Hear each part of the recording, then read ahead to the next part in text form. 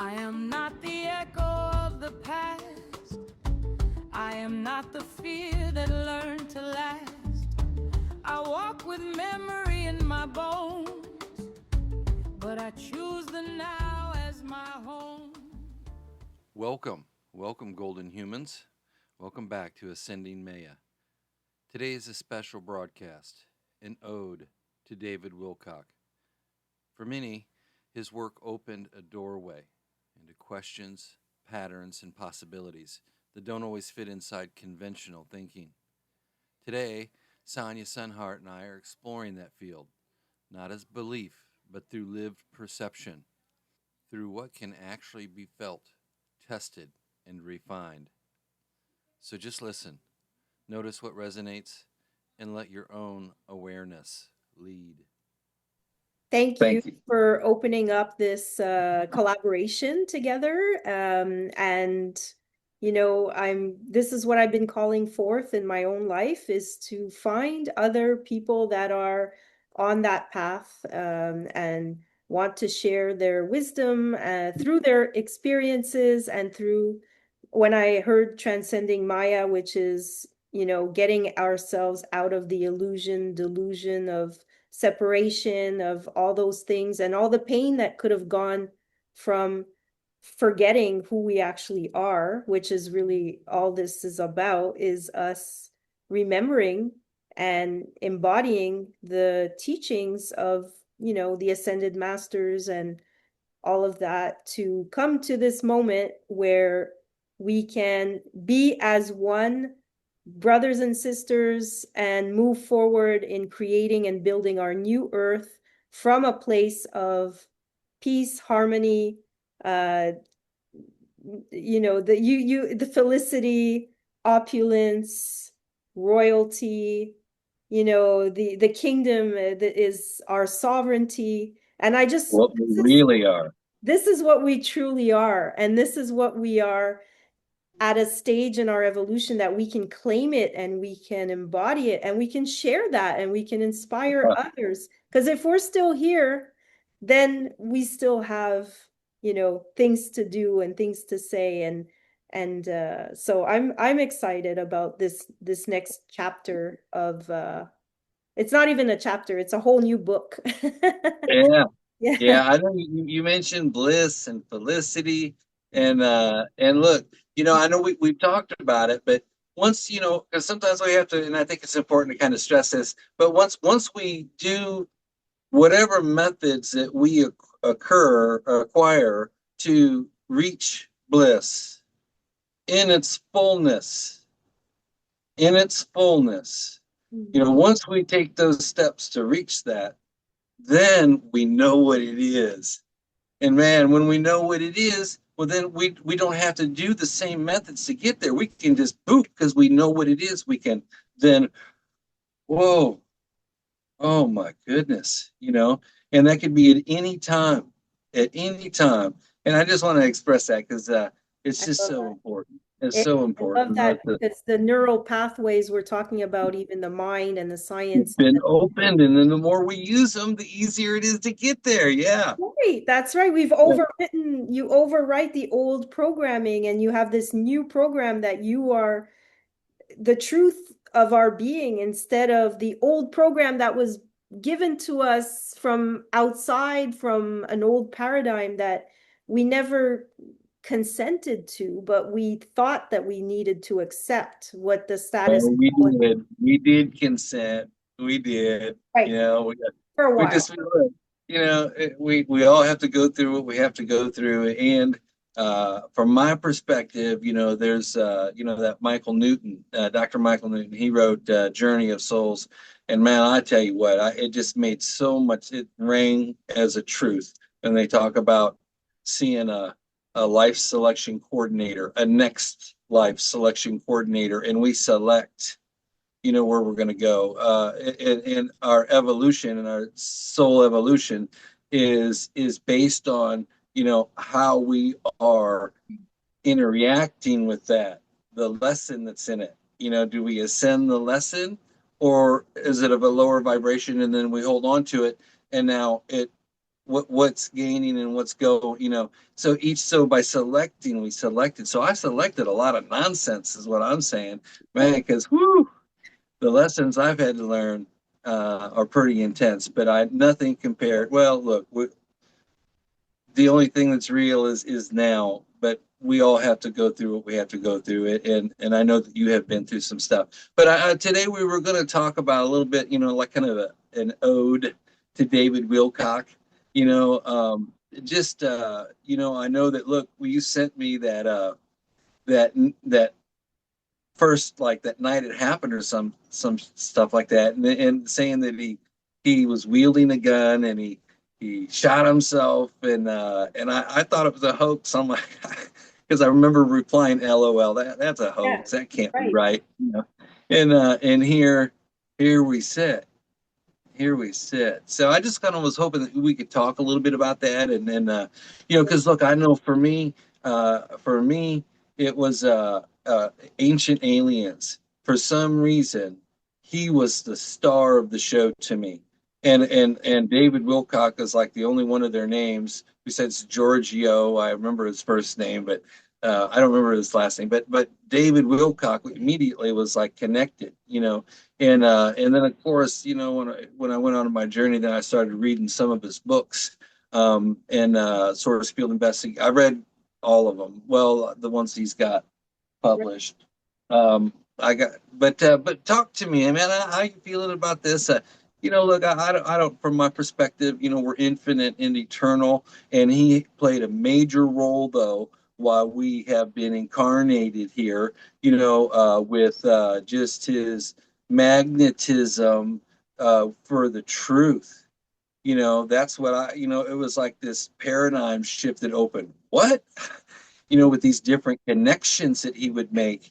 And then, of course, we learn the diabolics and stuff, but we also look, you can't know the good if you don't know the bad, and there's a lot of that nonsense out. The good and the bad, and this like battle against the darkness that all of us, or many of us, have gone through. And I think, when you read his story about when he was young, and all of, the story With of, that in Ascension Mysteries, yes, when he that was connected high with me. school, Yeah, and yeah, and then, like, obesity, or like taking drugs and having all yeah. these things, like, it was a time. I mean, just as a time sequence, because we are part of a collective story together in space time, so let's say you're born a certain, like, he was 53, I'm 52, so we're like basically the same, in that we came from a time where we were listening to the same music. We had, so, like, just, we're part of a culture, we're part of it, and yet we're way beyond all of that. But just to say that it also keeps us, like, we're Generation X, we're that generation that came, and this is what we explored and experienced. And I feel such a connection to him as a cosmic brother, because I had an awakening. My mom died in 2009, and in 2010 I started doing Kundalini yoga, which we'll get into at another time, where, like, what happens with Kundalini awakening. And when you have spiritual awakening and you're in a culture that does not understand it, support it, you're called crazy, you're put in psychotic, whatever. When I had my spiritual awakening, I thought I woke up to an assailant asylum. I mean, that's what I thought I Exactly. woke up to. Well, So I because agree with you. it really seems that way. And, Oh my goodness. yes, it's that because the thing is, you start to see, you go down the rabbit hole that they say, the darkness, and you're like, oh my God, there's like all these, the cabal, and and the thing is, this is what he was talking about too. And of course, we look at history, even JFK and all that was trying to get to the bottom of things, to the truth behind what, and when you start to talk too much, it looks like you will be silenced, and uh even speaking like this takes a lot of courage. And what he was doing every single week was doing lives with thousands of people, and he was, he had 500,000 people, I think, on his channel, and he was an influencer. He was somebody who a lot of people looked up to. And at the same time, he was going through a lot of things that were of a darker nature, perhaps. And we can go, and so again, I want to focus, we talk about focusing on the light, focusing on the positive, focusing on, but we Well, don't look what he's left us. bypass either, so it's like, how do Look we at the body balance? of work he's left us. I don't know what happened. Shit. I don't have a clue, and I really don't want to speculate. That's what we're told. That doesn't sound right to me. I know his health was going down a little bit. I'd seen one of his latest videos or whatever, and then he was talking about he thought it was the onset of diabetes because he was looking like he'd lost some weight, and he just wasn't feeling good. And but I don't know. Shoot, I don't believe anything I see or hear virtually anymore. I just kind of just use a lot of discernment. But it sure doesn't sound right. And what's fascinating to me is it meets the whole UFO phenomenon, that he knew too much and blah, blah, blah. And I don't know. All I know is I sure respected that man. And in when I read Source Field Investigations, I was just like, holy cow! That's when I learned about the, oh my God, so much. But what stands out is he illustrated that there was a meditation that was done, and it was with. Man, I feel like I should just pull the book out and read it, but some of the numbers I'm gonna mess up. Hold on, let me find it. Do you mind if I share it with you? Oh, go ahead. That's I was Oh looking for no. my books, but I've already packed them because I'll be moving soon, and Yeah. I was like, oh no, my books are already packed, and so I can't get them out, but I have two of How, his books, and then how also exciting. the But Archangel Michael books that he came out, 7 books that he came out with that you can only get online. He never printed them, but I got those, and I read some of it, but so this is the whole thing about also going into the angelic kind of realm, and it's another realm. It's not the day-to-day human stuff that we need to do. And so sometimes I felt like that's just, I don't need that right now, that information. I need to connect to my own source and my own life, and that's very important when we're on the spiritual journey. hey, listen to this. Listen to this. This is Yeah. just so profound. It's Okay. so profound. And Wanna I was just talking about something with somebody earlier listen? about how one person and making a difference. So it connects directly. So hear this: heal the world by healing yourself. Over a 2-year period, groups of about 7,000 people gathered 3 different times. And during these meetings, they were able to reduce all acts of terrorism worldwide by a phenomenal 72%. Obviously, the tactical value of such a winning strategy would be of a massive importance to national security. So I'm just going to kind of pop down here, say, what exactly did they do? The answer may well change everything we think we know about the way the universe really works. These people got together and meditated with thoughts of love and peace.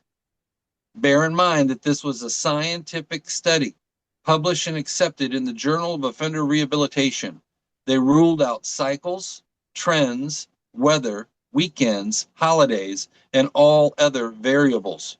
The 72% reduction in terrorism had to be caused by them meditating and nothing else. And when I was reading through that, I was like, what? What? Yeah. But so they were all ruled out. It was on a scientific whatever with their standards. Basically, just means you can duplicate it, But they were published in mainstream peer-reviewed journals and showed the meditators had created improvements in health and quality of life, as well as decreases in accidents, crime, war, and other such factors. I propose that this effect works because we're all sharing the same mind to some degree. There appears to be a balance between private thoughts and information we acquire directly from the source field. Let's not forget about the Institute of Heart Math's experiments, in which those people with the greatest coherence affected the brainwave patterns and biorhythms of others who were close to them. One person does make a difference. If 7,000 people can reduce worldwide terrorism by 72%, this suggests the source field is significantly biased in favor of positive emotions rather than negative ones. So hold on, I just got to end with this. Hold on, there's more. But therefore, anytime someone tries to tell you it's hopeless, that we're all going to die, that some dream or prophecy said we would have no ability to control the outcome of our future here on earth, I highly recommend you don't fall into the trap of indulging into such faceless fear. We can scientifically prove that simply by focusing on a positive attitude in your own life, you are helping to reduce war, terrorism, suffering, and death. And I want to go on, but I'm just going to, for the sake of allowing you a moment, but I love that when I learned about that meditation, and they go on about another study that was done in Washington, D.C. And like the mayor or whoever said they'd eat their hat, the police chief would eat their hat or something along those lines if they reduced crime in that city. And it worked. It worked. A group of meditators meditating on love and peace. Absolutely. It's proven, it's scientifically being proven, which and recorded. So this is like the Maharishi effect that was also in Dr. Bruce Lipton's book. You know, there are, unfortunately, there's not that much investment in these things. If we could cut back some of the, you know, budget for war and pharmaceuticals and other things that are, you know, that have been part of our policy, which again, we're not going to get into that, but I studied policy. I wanted to change the world by going to university and studying public policy. I wanted to go into politics and change the system from the inside because I was like, that's where we make decisions, right? This is where I can have an influence and change the world by putting the money where it's supposed to go, which is in where we want it to bring prosperity and abundance to the people without depleting the planet.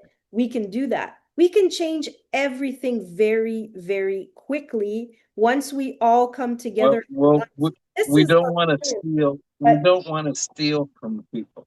We don't want to steal from people or the planet, you know, to make. I mean, you're going through the system. That's what. But yeah, no, exactly. But I tried. But when I came up against in that moment, yeah. walls. How can I make a difference? Yeah.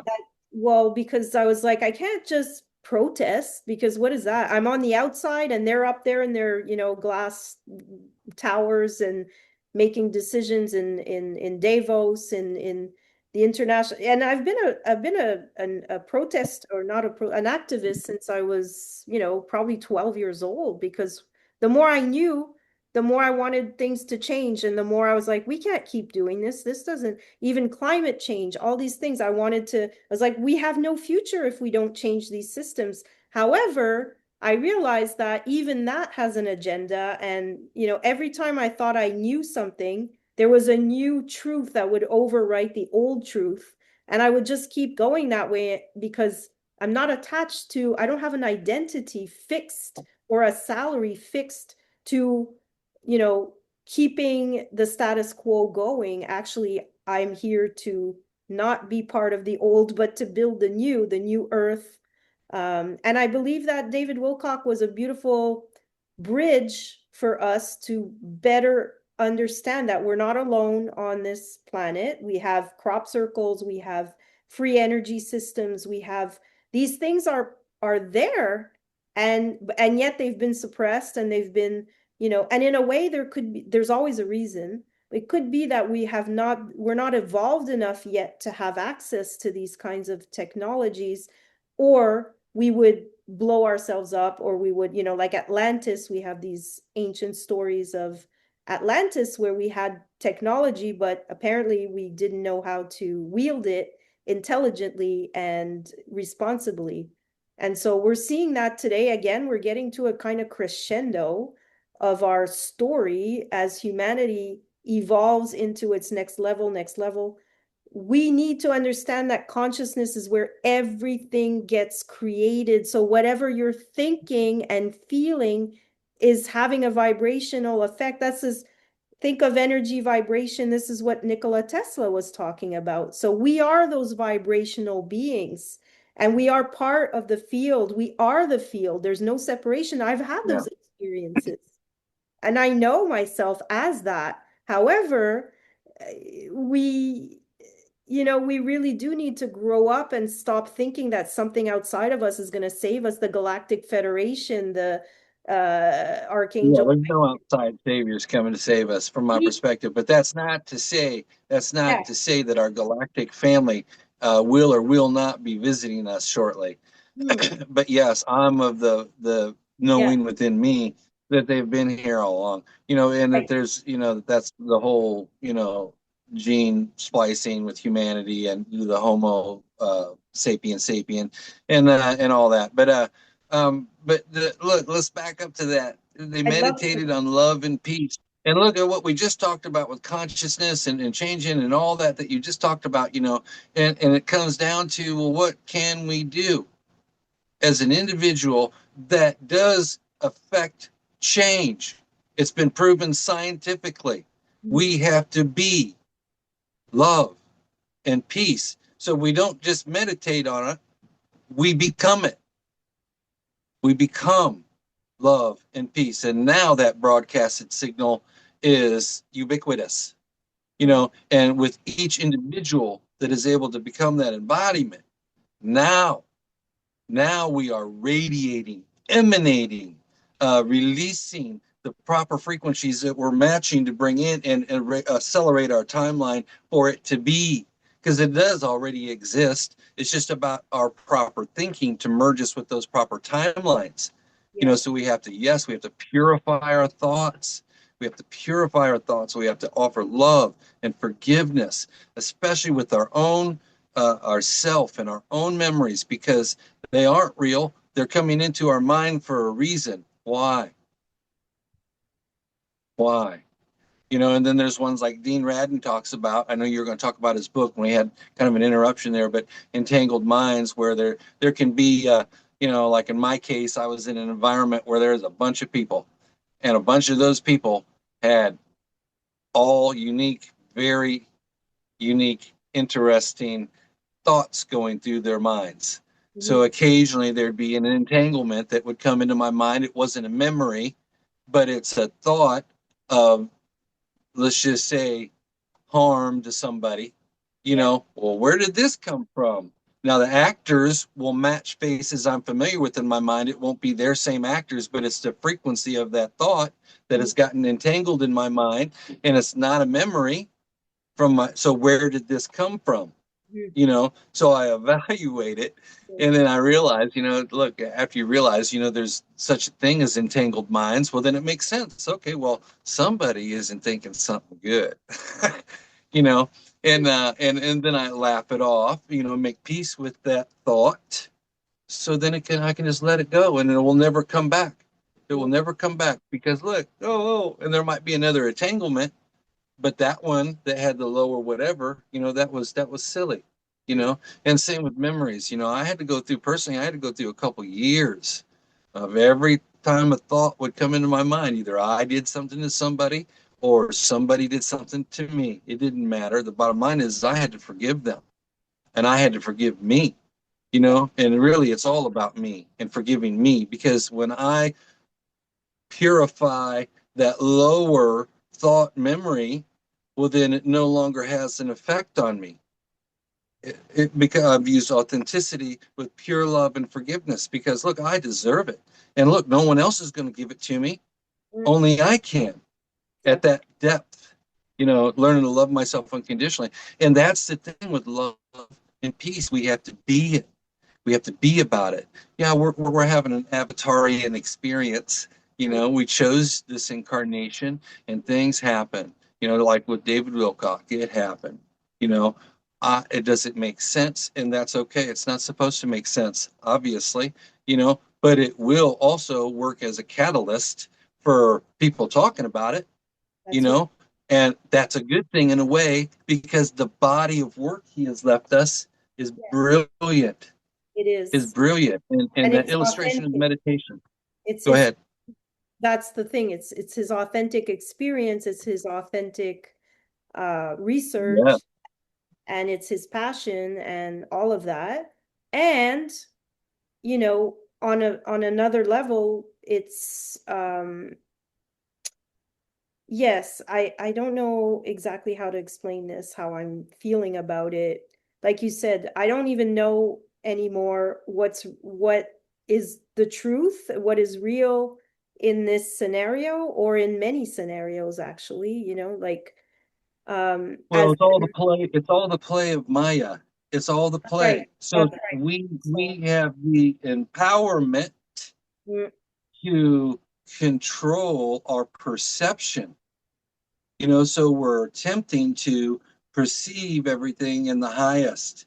You know, perception is a wish fulfilled. I ran across that in A Course of Miracles, oh, okay, yeah. and they talked about that. I had a couple quotes from them, but that one really stood out because the chapter was delicious and just it's quick to understand. Perception is a wish fulfilled.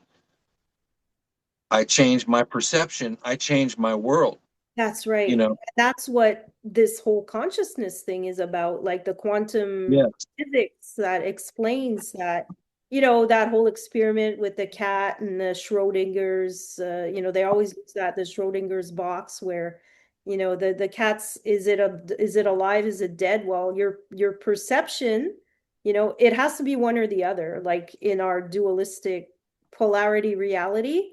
But in the Well, Hermetic principles, we have polarity, which is, male, female, dark, light, yin, yang, electromagnetic, and it's the forces that are we have at our disposal in the universe, but how we use them, how we choose to yield or not our power is up to us. And but we have not, like children, we were not taught any of this. So we are at a place where we are a little bit like children or teenagers or that are like, oh my God, we have the power. We've had the power all along, like Dorothy in the Yellow Brick Road, like these stories start well, to, we're remembering. We're we're remembering remembering that and we we're are moving. infinite. We're ascending, and this is, Yeah. ascending Maya is ascending the illusion, ascending the duality, the old 3D, and a lot of people talk about 5D and all that, but it's beyond that. It's not even once you've transcended into the heart and above, you are becoming a cosmic eternal being. You're not going to forget again if you so choose that path. Again, many people will be staying perhaps in the 3D and the duality and the war and but that will not be your reality. And so this is why it starts to get really important for us to be aware of where we're putting our focus, energy flows, where attention goes, where I'm, projecting certain things as the ultimate truth, but perhaps it's just my truth, and so we're one and we're a collective consciousness. And at the same time, we are an individual choosing as a soul where we want to explore, what type of world do we want to be part of.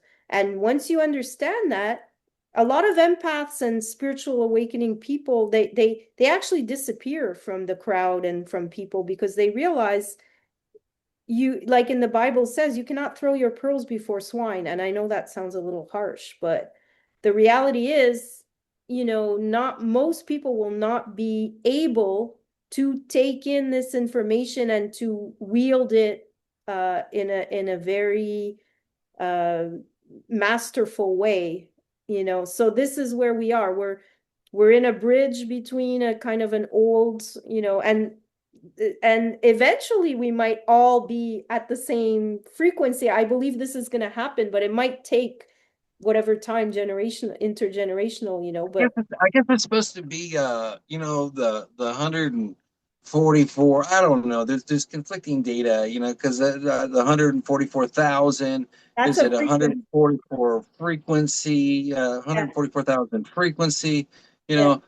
I don't know, but what makes sense to me is that if there is an existing vibration, Hmm.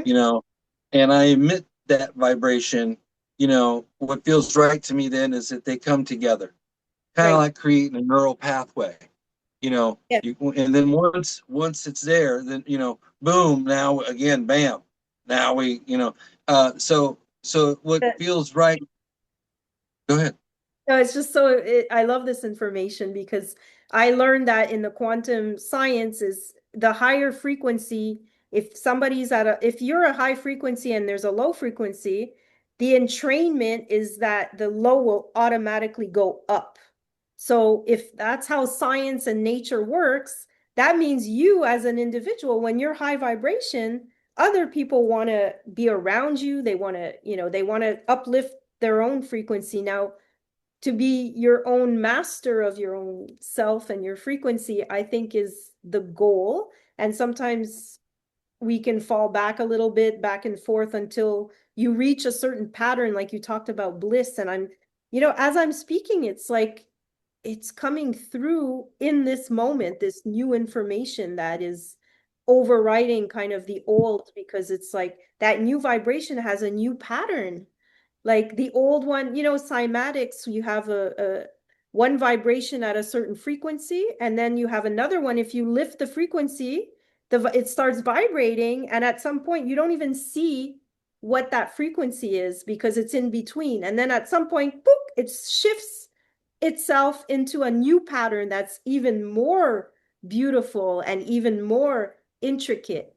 And I believe that this is how we are. Infinite. Yeah, and it keeps going, but let's just say we are in a transitional phase of like going into, and the planet is, which is what are the prophecies. I believe there's over 30 prophecies. I mean, David Wilcock would know exact number. I don't have the exact numbers, but his brain would be like, there's 32 prophecies about, Yeah. ascension. And Yeah. he was a genius in that way, like he was just, and I just love that Yeah. because I would listen to his lives, for 3 hours while I was doing other Yeah, things. like that man could talk, man. Oh my God, yeah. And He I could talk. He conveyed a lot of data. he did. Distorts, just falls away. I am the golden human, living as the field I feel, not becoming, remembering what has always been real. I am the golden human, coherent heart, lucid mind. Paradise is not a promise, it's the way I live my time. Emotion speaks, I listen close. Data flowing, never opposed. Each sensation tells the truth, a map back to bliss and proof. I don't chase a distance,